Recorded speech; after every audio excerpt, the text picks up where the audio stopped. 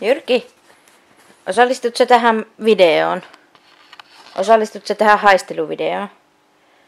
Koska meillähän on täällä semmonen tilanne, että täällä on niinku tämmönen Jyrki, jolla on todella tarkka nenä. Sinusta on puhe, istu siihen. Hyvä. Jyrki tutkii nyt Liveboxin PP-voiteen.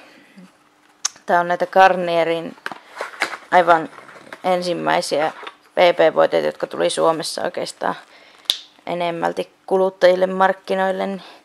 Jyrki katsoo tän, tää on tämmönen medium-sävy. Tää on tää. Jyrki, niin hän on hyvin kiinnostunut kosmetiikasta ja yleensä aina. Ja, no nyt sillä on sitä suussa. Jaha, eli Jyrki, oliko tämä sinun mieleen tämä? Ota vielä siitä tyypit. Jyrki, taitaa tykätä. Tykkäsitkö siitä? Oliko se hyvä? Vähän suu pieleen meni. No. Ei se ehkä ole vaarallista. Joo. Seuraava, minkä Jyrki arvioi tästä tosiaan helmikuun Liveboxista on tämä Neutrogenan käsivoide. Monet koirathan tykkää käsivoiteista ja myös Jyrki tykkää niitä käsivoiteita haistella ja nuoleskella. Katsotaan.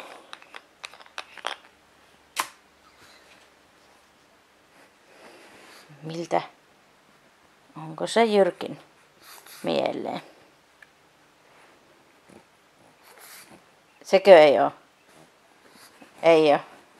Tästä ei tykännyt niin paljon kuin tosta Garnierista. Joo. Seuraava tuote. Hän odottaa siellä. Meillä on aina oma ruljanssi, kun avataan Jyrkin kanssa näitä paketteja, kun hän mielellään tutkii kaiken. Varsinkin just kosmetiikat. Carmexin huulirasva, joka on ainakin oma lempparini. Tässä on aika tujakka tuoksu. Mitäs Jyrki siitä tuumaa?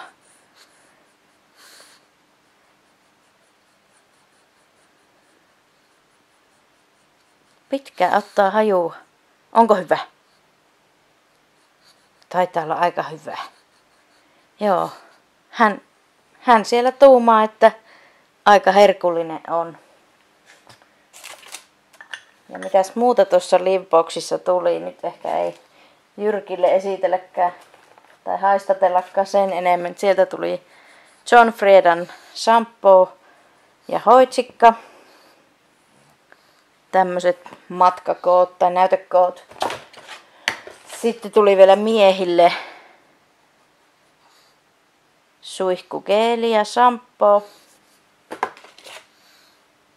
Ja David Beckhamin tuoksunäyte. Jaha, nyt.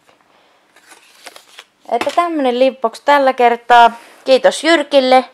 Kiitos sinulle, olit hyvä asiantuntija. Kyllä. Läpsy. High five. Noniin. Kiitos.